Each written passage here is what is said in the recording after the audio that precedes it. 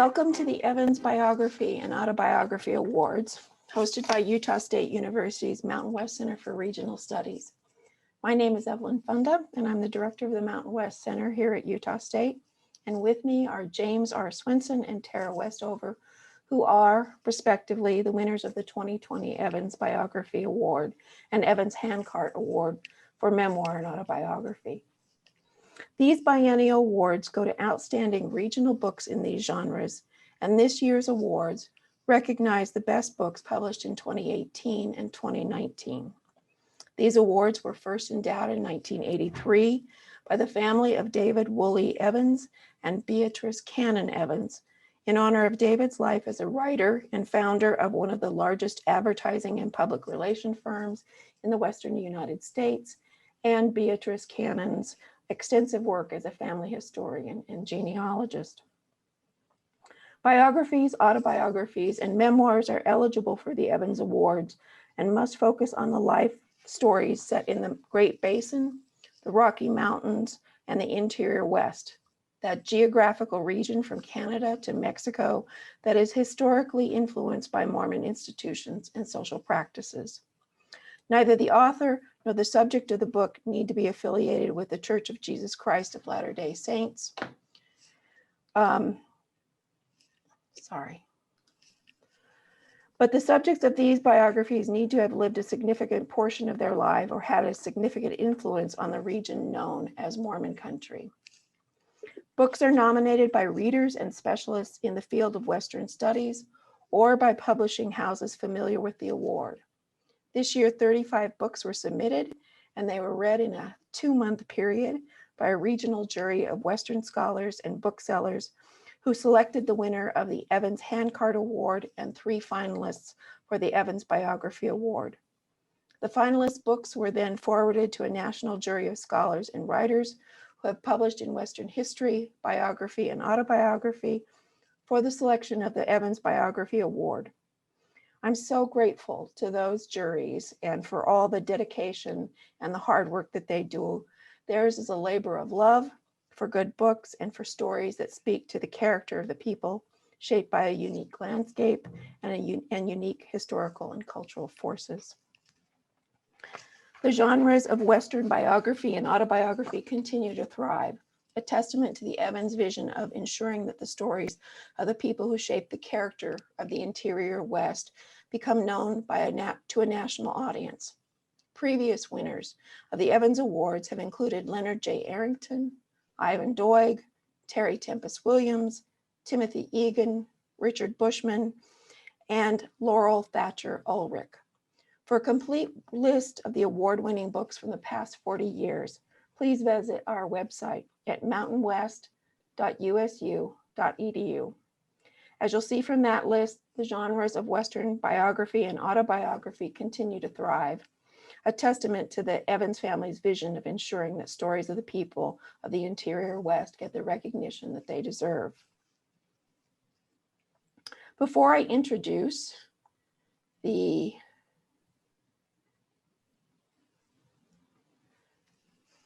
this year's winners, I want to note that the juries also designated one work as a finalist for each of the awards. The finalist for the Biography Award is Colleen Whitley's Feed My Sheep, The Life of Alberta Henry, which was published by the University of Utah Press. And the finalist for the Evans Handcart Award is Mary Budd Filtner's My Ranch 2, a Wyoming memoir, which was published by the University of Oklahoma Press. And turning now to our award-winning books. This year, we're delighted to recognize winning authors Dr. James R. Swenson from BYU and Dr. Tara Westover for their outstanding achievements in biography and autobiography. After my short introduction today, each of them will have a few minutes to make comments and introduce you to their books, and then we'll have a little Q&A among ourselves. So on to our writers. The Evans Handcart Prize goes to a book about the Intermountain West that focuses on personal perspective. Works in this category have a strong narrative and offer good storytelling, and preference is given to an author's first publication. This year, the prize goes to Dr. Tara Westover for her 2018 memoir entitled Educated, which is an unforgettable memoir about a young woman raised in southeastern Idaho by a survivalist family that practices their version of Mormon faith alongside their anti-government ideologies. Mistrust means that her parents keep her out of school and instead require her to work in dangerous situations in her father's junkyard, where she is regularly injured.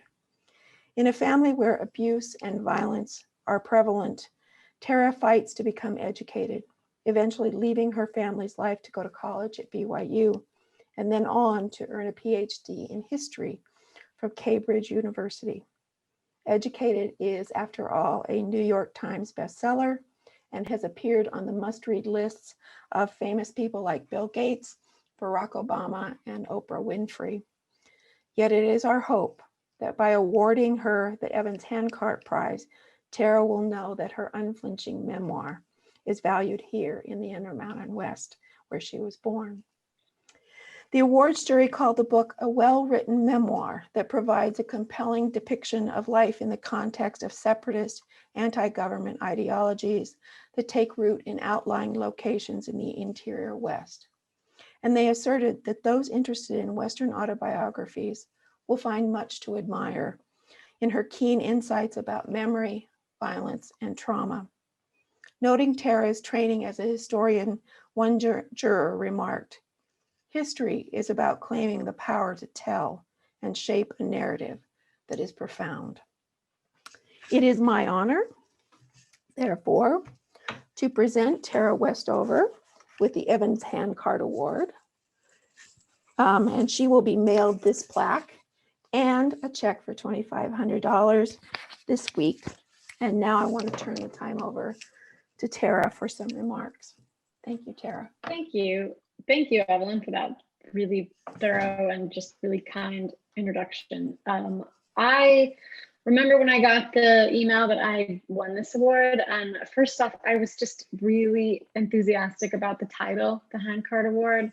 I grew up Mormon. I grew up singing songs about pioneers and handcarts, and that is just a vivid and really pleasant part of my childhood, pleasant memories. So I was really delighted just by the title of the award. And then as I read more about it, that it exists to draw attention to these narratives about the region I would call the Mountain West, I was even more excited to be getting this award. So thank you so much for what you said about why you gave it to me and what your hopes are, because as far as I'm concerned, they are fulfilled. I feel really grateful to be getting something specific to where I grew up. So I would also like to thank the Evans family for making the award possible. And also thank you to the jurors for reading all those books in a really short amount of time. I've had friends who've served on those kind of juries, and I think it's a lot. You know, you're sort of bombarded with books. So I'm really grateful to people who set aside that kind of time in order to make these awards possible.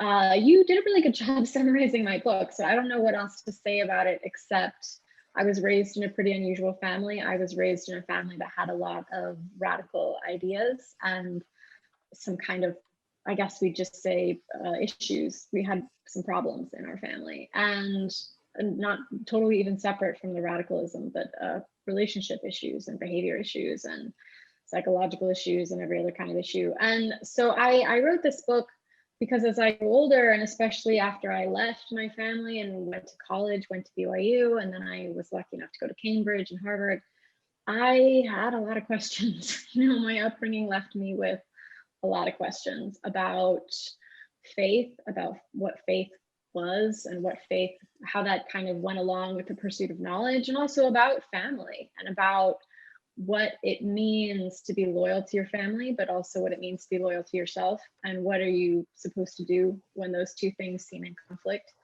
I got to an age where I did feel like loyalty to my family was in a kind of conflict with loyalty to myself, and I was very much trying to resolve those questions when I sat down to write the book, to make sense of those kinds of questions, and especially about the necessity of hope. And I came to define faith kind of differently as I got older. I defined it differently from how I defined it when I was younger. I had a very strict kind of biblical or LDS interpretation of it when I was young. And as I got older, I became more interested in faith the way that it is described in Hebrews as the substance of things hoped for, the evidence of things not seen. And I think that's a little bit how I came to think about education, and I came to think about stepping out into the world and trying different kind of lives that were different from the life that I had been born into. And so those are really my remarks about the book. I was asked to do a short reading from the book, and I chose a reading that is about two family injuries that happened in my family, separated by many decades. And I guess I would say the only thing you really need to know about it, it's about family myths, and it's about the way that stories are passed down through generations. And it's also a little bit about faith. There's a story I was told when I was young, told so many times and from such an early age, I can't remember who told it to me first. It was about Grandpa down the hill and how he got that dent above his right temple. When Grandpa was a younger man, he spent a hot summer on the mountain riding the white mare he used for cowboy work. She was a tall horse, calmed with age. To hear Mother tell it, the mare was steady as a rock, and Grandpa didn't pay much attention when he rode her. He'd drop the knotted reins if he felt like it, maybe to pick a burr out of his boot or sweep off his red cap and wipe his face with his shirt sleeve. The mare stood still. But tranquil as she was terrified of snakes. She must have glimpsed something slithering in the weeds, Mother would say when she told the story, because she checked Grandpa clean off. There was an old set of harrows behind him. Grandpa flew into them, and a disc caved in his forehead. What exactly it was that shattered Grandpa's skull changed every time I heard the story. In some tellings, it was harrows, but in others, it was a rock. I suspect nobody knows for sure. There weren't any witnesses. The blow rendered Grandpa unconscious. He doesn't remember much until Grandma found him on the porch, soaked to his boots in blood. Nobody knows how he came to be on that porch. From the upper pasture to the house is a distance of a mile. Rocky terrain with steep, unforgiving hills, which Grandpa could not have managed in his condition. But there he was. Grandma heard a faint scratching at the door, and when she opened it, there was Grandpa, lying in a heap, his brains dripping out of his head. She rushed him to town, and they fitted him with a metal plate.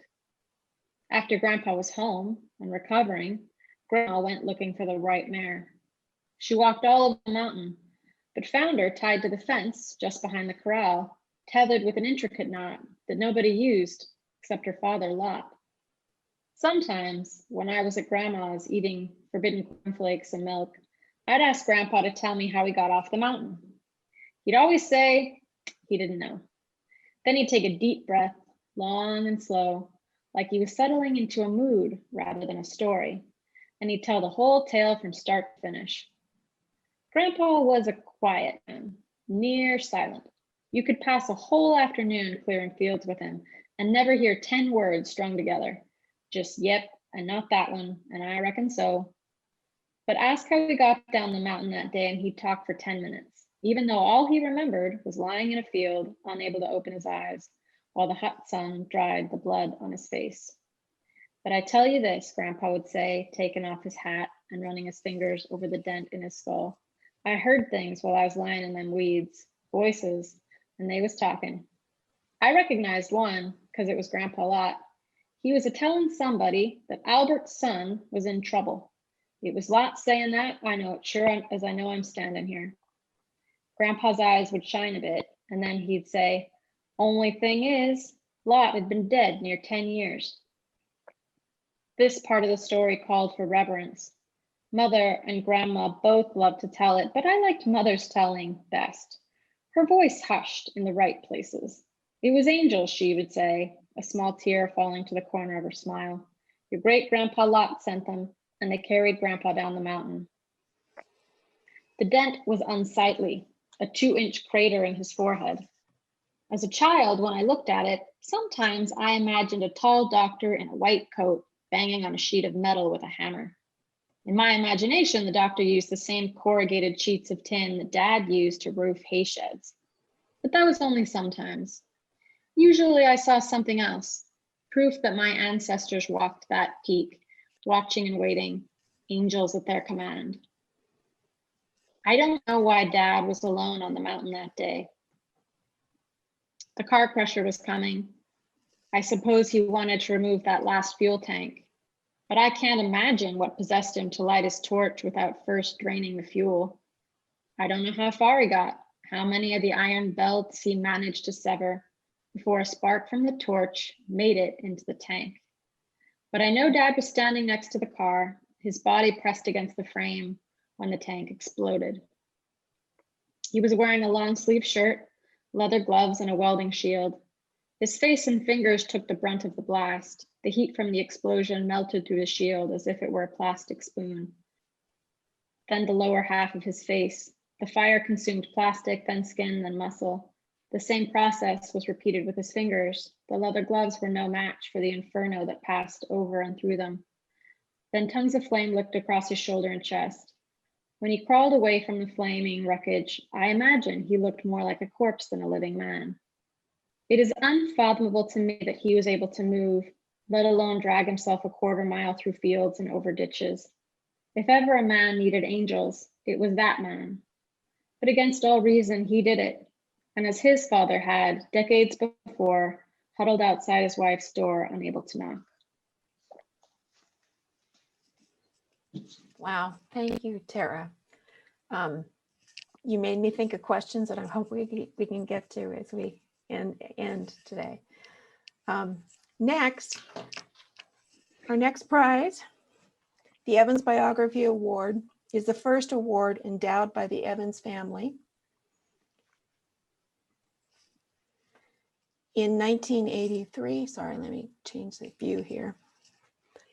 Is the first award endowed by the Evans family in 1983 and is given to a strong scholarly work that demonstrates solid research methods and primary research as it offers new insight into an important topic.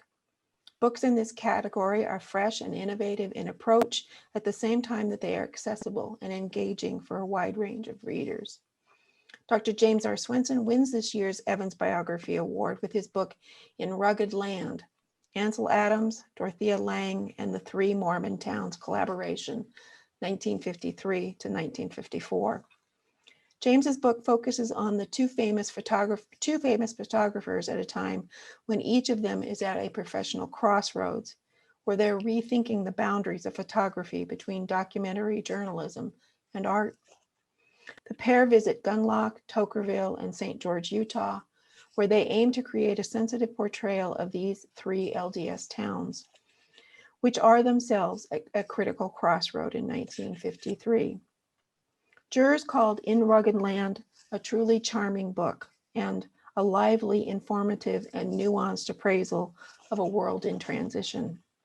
One juror wrote, "The book is valuable because it reminds us to pay close attention to detail, to the humanity of its subjects, both documented and the documenters, and to the ways in which the world has changed in the 66 years since Life magazine published the feature under the title Three Mormon Towns."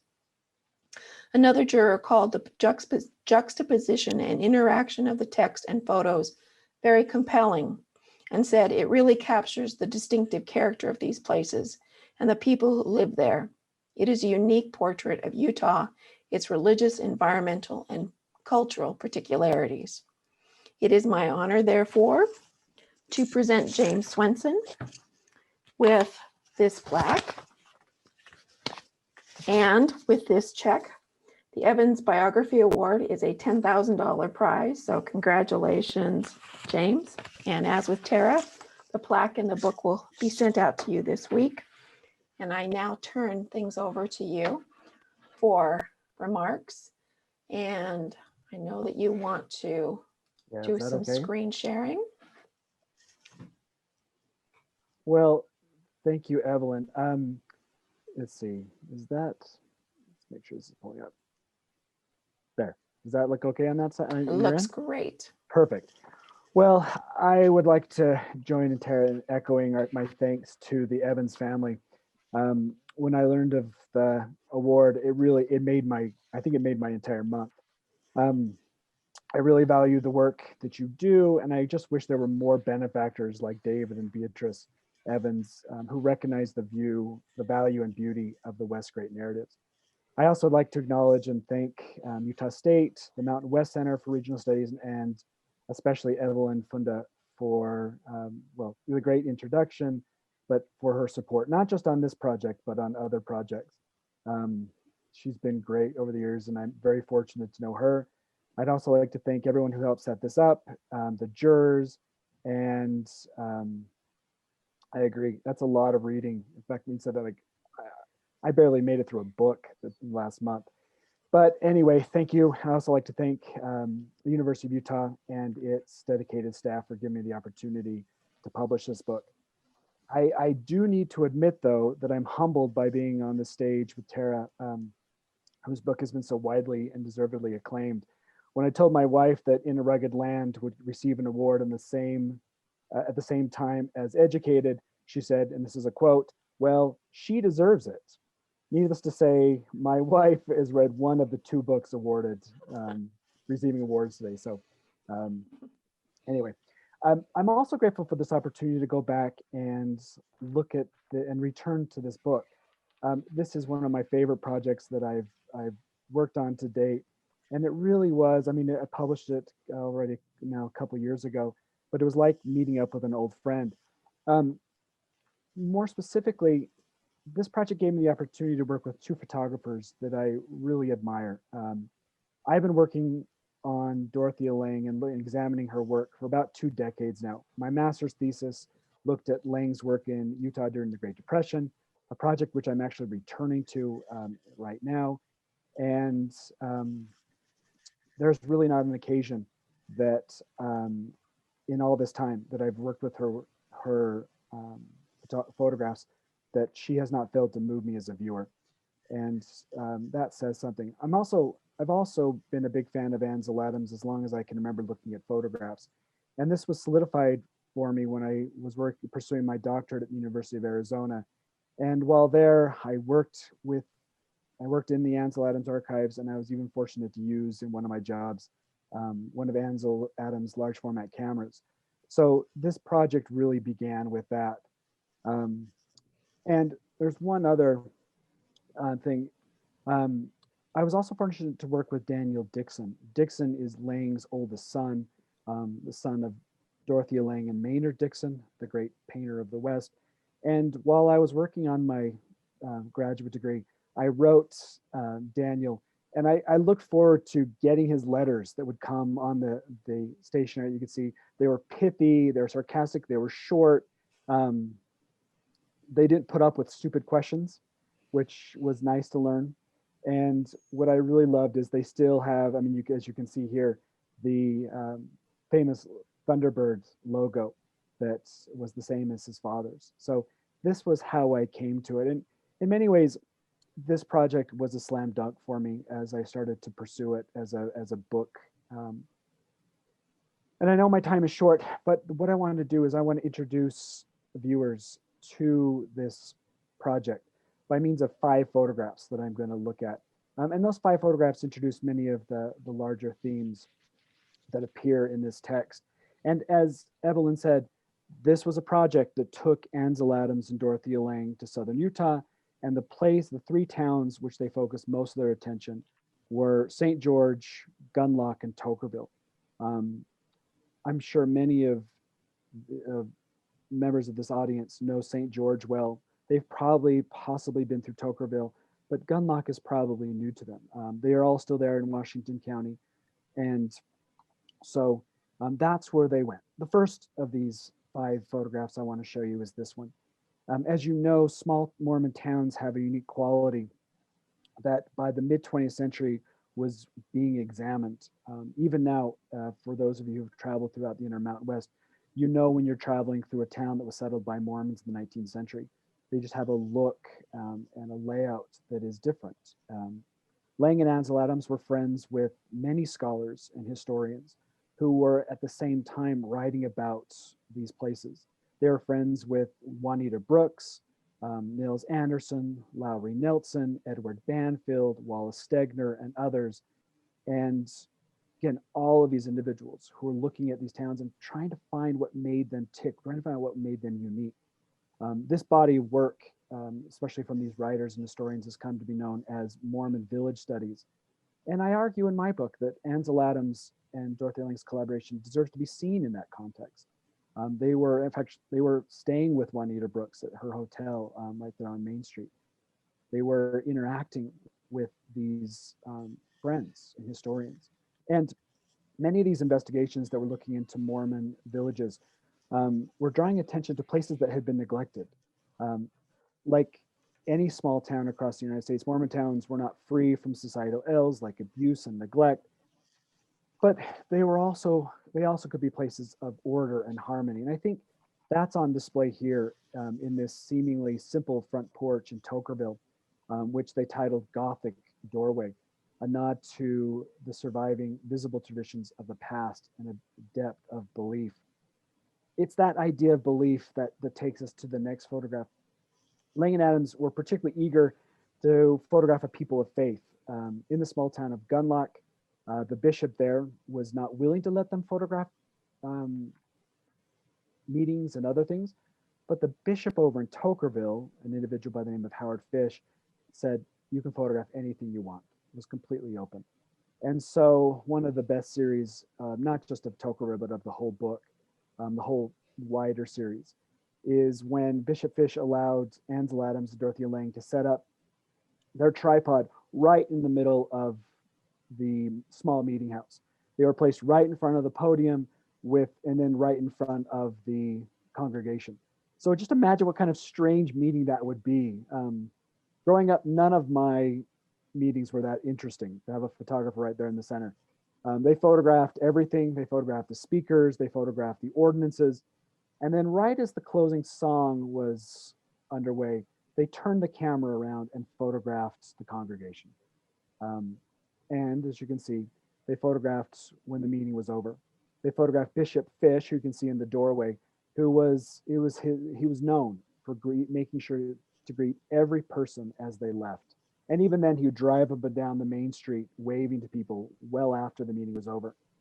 But what I really love about this photograph, as I said, is one of my favorites, is that light of lingering and that sense of community that is expressed here in this very subtle but elegant photograph.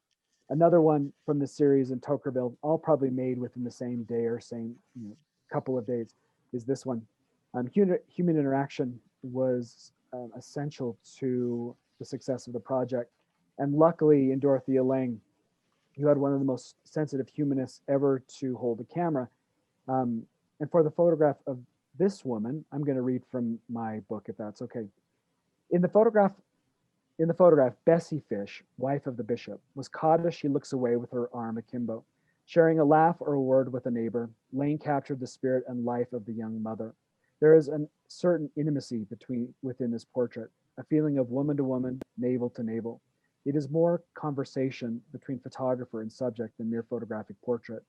The negative and positive polka dots of her blouse and dress or apron, her freckled arms, and the circles of dappled light streaming through the trees created a vibrant and imaginative pattern. Lange remembered her name and story years later, and years later labeled this photograph, quote, "Bessie, daughter of Zion, mother of three. She lives in a small village settled in an isolated ox cart trail in 1858 by 10 families," unquote. For Lange, the present was always part of the past, unquote. The next photograph, again, just introducing some of the larger themes, is this one. Each of the towns that Adams and Lange visited were painted in a very different light. Tokerville was to be old and fading, while Gunlock was to be young and vibrant. If you go to Gunlock today, this may surprise you because it's one that is probably the most, it's the quietest of the three. But on their repeated visits, Adams and Lange, however, emphasized the youth and energy of the town, which was readily on display in their photographs. Mary Ellen Hunt Strong, one of the young girls who was photographed in Gunlock, told me that when Ansel Adams pulled up in his station wagon and started unloading the mounds of photographic equipment, the performance began. And in what is my favorite series in the whole book, the kids of Gunlock on their horses performed for the photographers. If you want to feel young again, I suggest strongly looking at this series. And every time I look at it, I smile. And that is certainly true with this image of young Kip Bowler, who died just a few years after this photograph was made. It is one of Lange's best images of the series, and one, in fact, that was just featured in Lange's exhibition at the Museum of Modern Art, which I think is just coming down now. The final photograph that I want to discuss is this one. Both Ansel Adams and Dorothea lamented the physical changes that were coming to the West. They saw in the Bay Area that the town, that what was once a town, was becoming a large industrial city.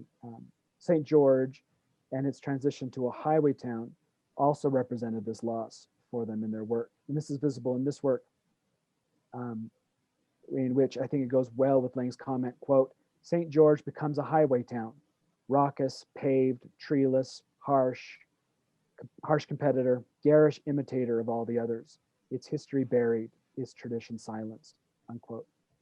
Interestingly enough, this is one of the only photograph of the ones I've looked at today that ended up in Life magazine that Evelyn mentioned early on, which really was the impetus behind the whole project.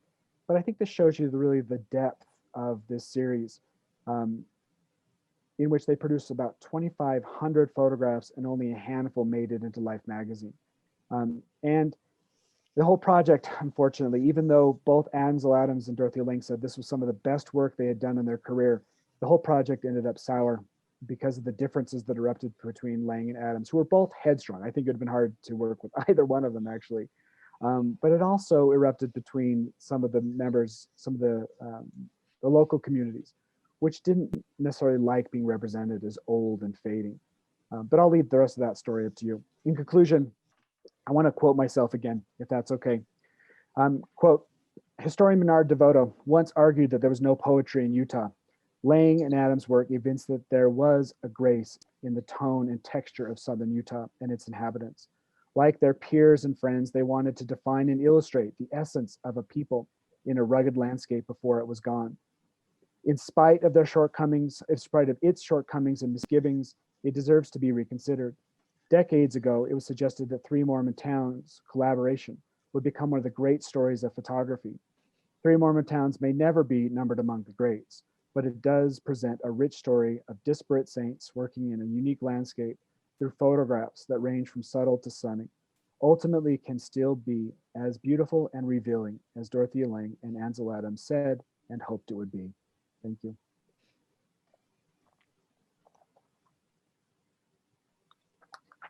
I'm going to turn off the share, right? Yes, please. Perfect. There you go. Okay. Thank you for that, James. That was amazing. Thanks. And I will say that I have sent our award winners some questions beforehand just to think about, but I really want this to kind of be a conversation if at all possible. And I want to start with a question that is kind of a general question to both of you about some themes that I kind of saw overlapping between the two works.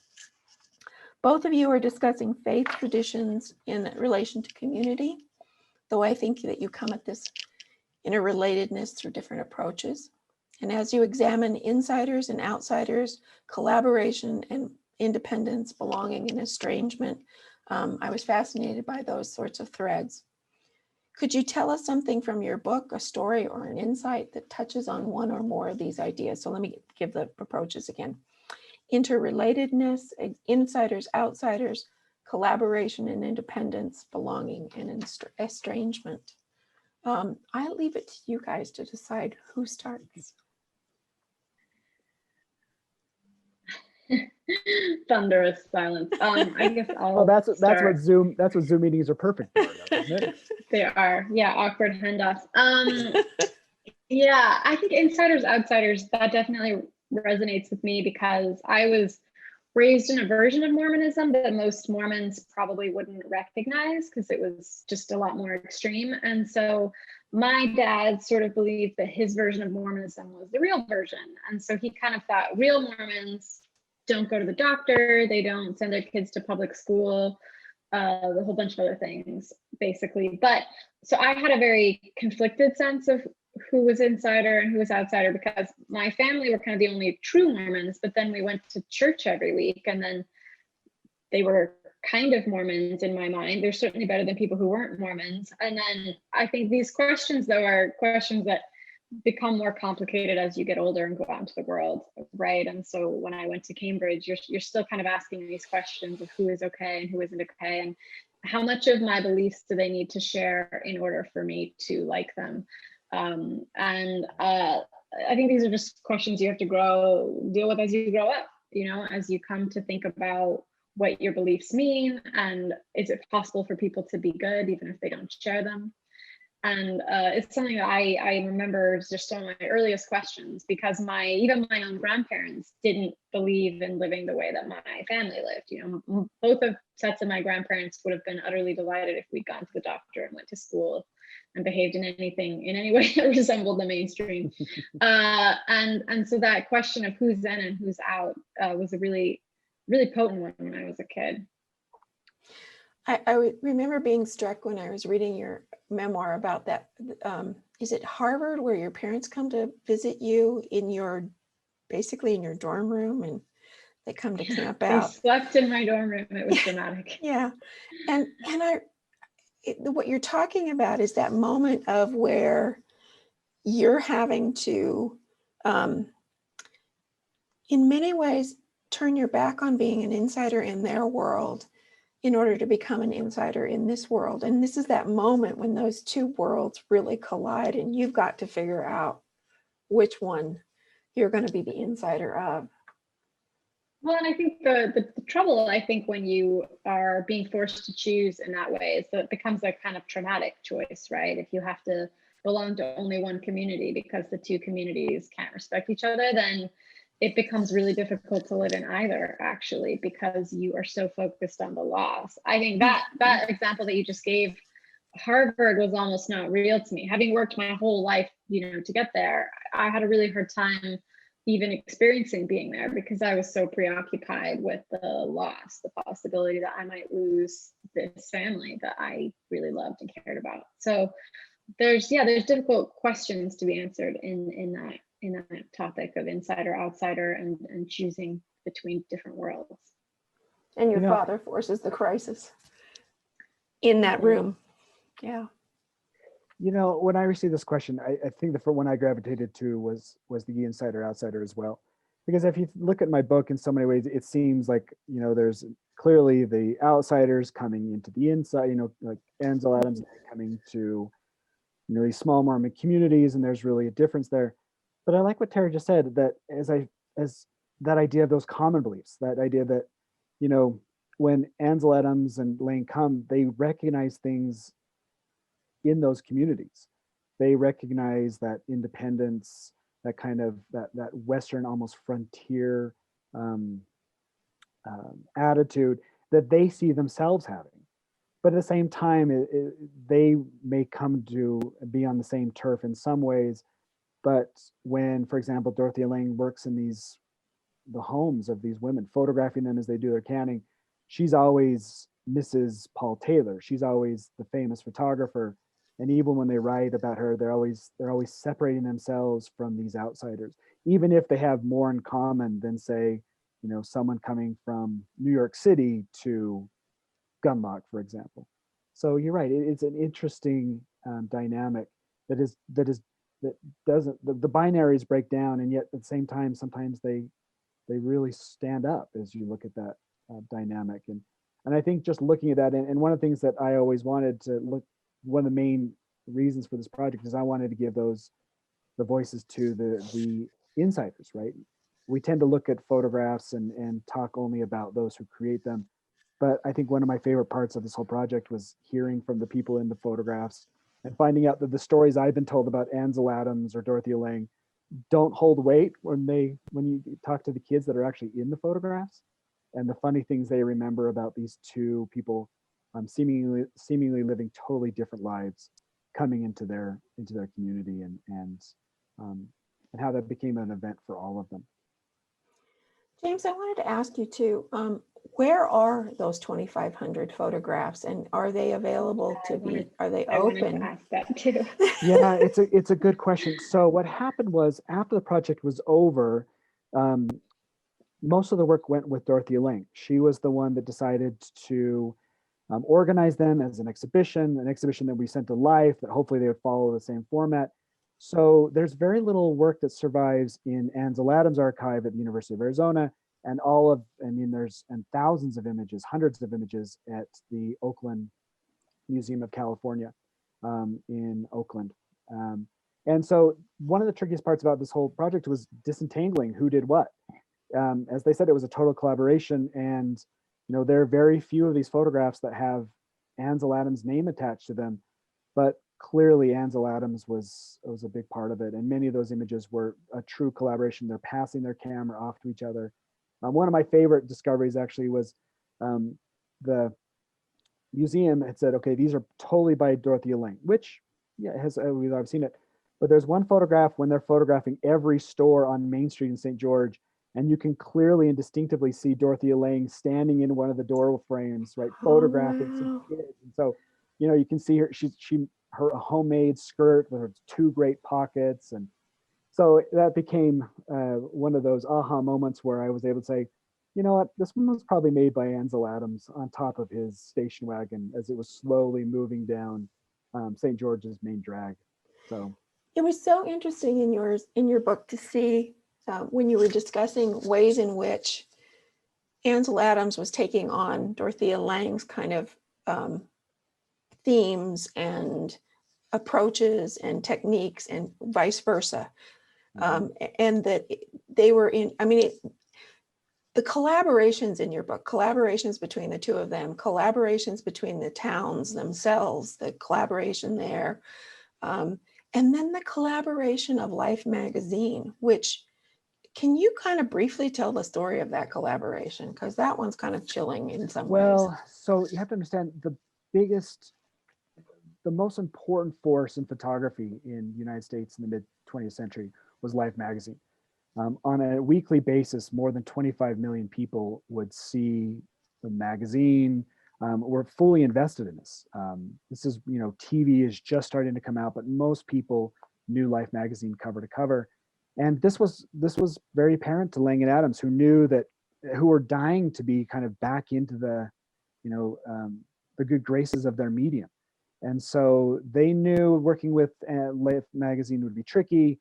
At Life magazine, it was the editors who were almost the main force. They decided what stories were to be done. They, in essence, decided what photographs would be shown in the magazine, or which one would be basically, sent to the archives, never to be seen again. And so they had hoped going into this that their reputations, that their talents would be able to shine, and they'd be able to get, I don't know. I mean, they were hoping for page upon page, but when it came down to the editors, the ones who decided. And so it was really a pared down version, which is a big reason why both of them were so disillusioned with the project by the end. But yeah, it's tricky. You'd have famous photographers who would maybe have one or two photographs shown, and they had maybe made 2,000 photographs. So it was really a different way of thinking about photography, and Lange and Adams and their style just go head to head in that context. And then the editors and the choices that they make when the magazine comes back to those towns sort of craft the way that the towns view the project as a whole. Yeah. Well, and part of this too was Dorothea Lange. Both Ansel Adams and Dorothea Lange were headstrong. And Lange, going into it, I love her to death, but she had this idea that she was going to make Tocqueville look old, Gunlock look new. And one of the questions you gave me was one of the big surprises. And if you really look at the photographs, Tocqueville is just as young as Gunlock, if not younger. And yet, when it comes time for the Life magazine story, Tocqueville is painted as this dying town, and it makes people mad. They threaten to sue Lange, and it's a kind of an interesting story to tell. So, wow. But can I ask Tara a question? Yeah. Tara, I was in your what you read. I loved it. Like, and I think what resonated with me, and especially with my book, is this idea of place, the specific places, those family places connected to landscape. Could you just speak to that a little bit? I just want to hear.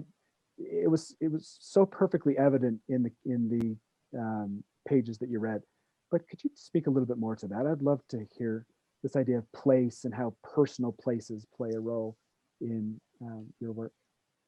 The memoir. Yeah. I think I read once somewhere that for Charles Dickens, if you read Charles Dickens, that London was like a character in his stories. That really made an impact on me. And I thought, yeah, it's true. I think sometimes we think of landscape as sort of a setting or a backdrop or something passive, but I really liked the idea of a place being kind of a character. And it also just rang true with my experience of growing up on a mountain, where it didn't feel like that was a passive part of my upbringing. It felt like a huge part of my upbringing that played a very active role, and it changed a lot through the seasons. My interactions with it, my relationship with it changed. And then I had also grown up with this story that my father told us about this image that would appear on the mountain face every spring when the snow is melted. My father called her the Indian princess. And he had this beautiful story he told about how she would appear in the spring when the snow began to melt. And she was looking, facing south, watching the buffalo return to the valley. And it was a sign that winter was over and the mountain was starting to thaw. And it was time for the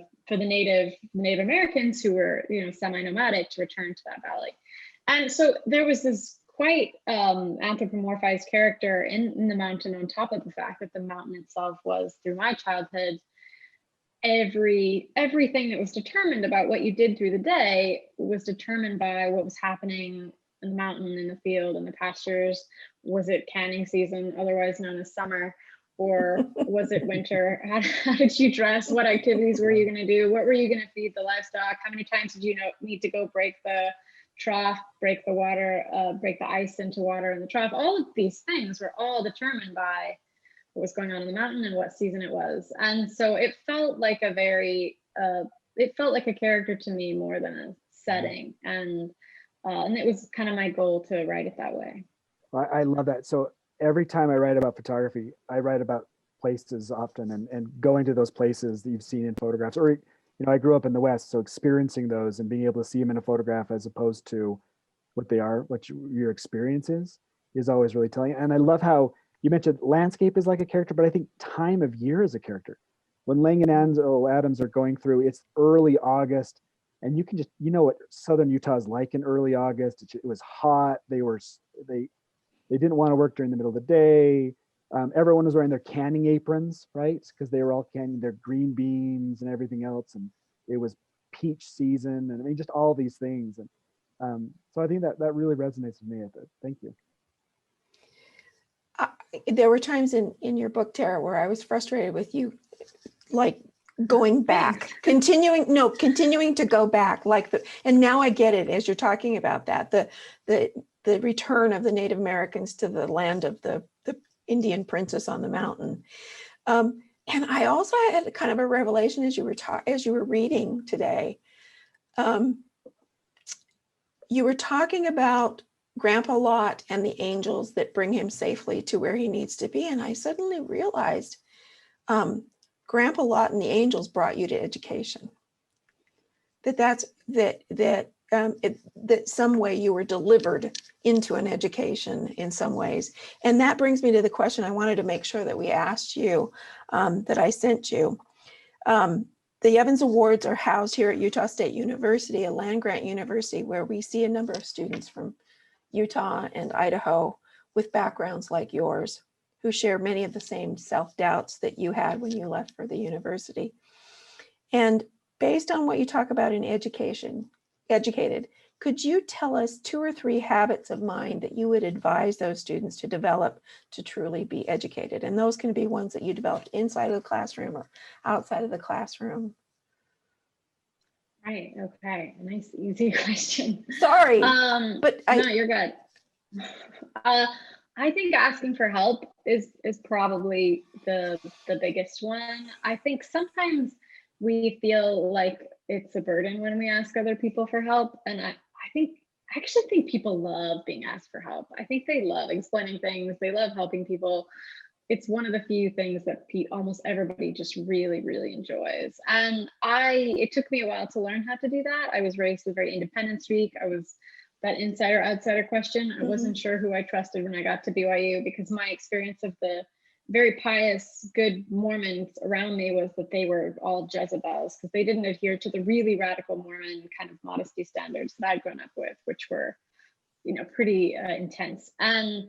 But when I finally did learn to trust people and ask for help, I think the reason I passed statistics, definitely the reason I passed algebra, was asking people for help and finding that people were willing to take time and sit down and help me figure out my homework, or asking professors what my options were when I really had no idea what my options were.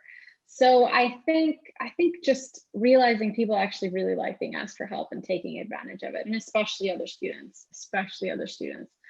In terms of other habits, I think one of the best favors you can do for yourself as a student is to pay attention to what you like. And it sounds really kind of, woo-woo and easy to like learn what you like and go toward that thing. But it's actually pretty hard, I find. And I think a lot of times the way that we construct education is pretty passive. When you think about it, you take a class and a professor tells you what to read, and they tell you what questions to answer, and they give you a topic for an essay a lot of the time. And so everything is kind of passive about it. But I think you have to try to find ways to make it active. And I think paying attention to what is waking you up is a really important part of your life. Once you learn how to pay attention when something is waking you up, it'll be a lot easier to figure out what you want to do and what you want to pursue. And you'll recognize it in all different forms. When something excites you in biology, when something excites you in statistics, just pay attention to when something makes you kind of sit up and want to know more. So I think asking for help and kind of learning to monitor your own levels of engagement and interests are 2 bits of advice, I guess I would have. I'm not very good at advice, but that's what I got. Those are awesome bits of advice, actually. And they make me wonder whether or not, one of the things that I thought about with Educated is, why didn't she write this as a novel? Or why didn't she write this as a history? And you're trained as a historian. And so I guess I'm wondering, and this is a question to both of you guys, do you have other projects that are going on that are maybe in the same genre or in a different genre? Can you guys talk about that? Or? Well, first I have to say, I had to write it as a memoir, because I don't think if I'd written it as a novel that anyone would have believed me. Like, I just don't think, it could have been a novel. When I told one of my brothers that I was going to write it, it was, really awkward conversation for me to call up one of my brothers and say, hey, I think I'm going to write a book about the family. And there's a really long pause in which I got very stressed. And then finally he said, well, you won't have to make anything up. And and that was the sum total of his response. So I have some ideas popping around, but I don't have anything that I have fully committed to. I was traveling a lot before the pandemic hit, still with various events and things, which now have wound down, and I'm looking forward to having some time to actually sit and think about what to write next. But I'm not far enough into anything that I could really explain it, but I hope to write something again one day eventually. James probably has a more satisfying answer. I'm not sure about satisfying, but I love the West and I love the photographs of it. So yeah, I've got 4 or 5 projects. I wish they were further along, and I had hoped that I'd be able to get further along, being in quarantine and everything. But I'll admit that I didn't get as much done as I'd like. I spent a lot of time with my family, which was great. But yeah, I've got a couple of Great Depression era books. In fact, I'm going back and looking at Dorothea Lange, the stuff I began with, kind of coming full circle. Looking at some other projects of photographers working out West. Looking at John Wesley Powell and his photographers. So I've got a full load, but we'll see if I can ever finish them. So let me ask one question of the 2 of you, and this is can be kind of like a short, quick question. And that is, since we're talking about the Evans Awards today, Is there an autobiography or a biography that you'd like to see written about the West? Or is there a book of autobiography about the West that you would recommend to other people read? So one of my favorite books is Wallace Stegner's Beyond the 100th Meridian, John Wesley Powell. I remember I couldn't, especially the first half where it's talking about Powell, and Stegner does such a great job that's one that I would strongly recommend. When you asked me that question, I was like, I don't know who I'd want to see, but then it came down to it. I would just like a biography of just an ordinary farmer who survived, who works in Utah, working through the Great Depression and into World War II. I mean, just a grassroots biography of just somebody, because I'm writing about Utah during the Great Depression, and I've got reports and New Deal stuff here and there, but just getting that information, especially now. I mean, I once had my grandparents to ask about this, and I don't have that anymore. So that's almost, I know that's an impossible ask, but that's what I would hope for. That's a great invitation for somebody to take that up. Yeah, it's Tara? such an interesting time, interesting moments. Yeah, exactly. Tara, any thoughts? I really enjoyed the books by Terry Tempest Williams, so I think you mentioned was a previous winner of this award. Refuge was a winner.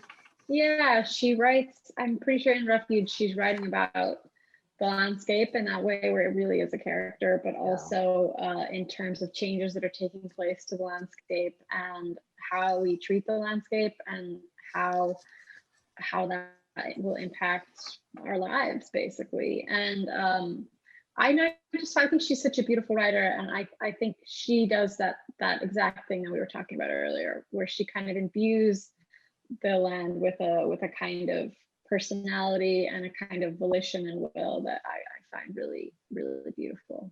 I agree. She's also great about talking about photographs. She's just a great writer. Well, I know that Tara has to move on to another meeting here shortly, so I'll bring this to a close here, and I want to thank the two of you for your generosity today of time, and it's been a fascinating conversation. I hope we continue this conversation at some point. It's been a pleasure to get to know both of you. For our audience, I want to again point to our website for a complete list of Evans Award winners. The Evans Endowment has also paired up with the Mountain West Center to offer a biennial writers workshop for those who are at the other end of the process, and that is those interested in exploring whether or not they're ready to write biographies or autobiographies. And the next workshop will be held in the fall of 2021, so keep checking back at mountainwest.usu.edu. We sincerely thank you for joining us today. And may I say to Tara and to James and to anyone watching, stay safe, be well. Thank you. Thank you, Evelyn.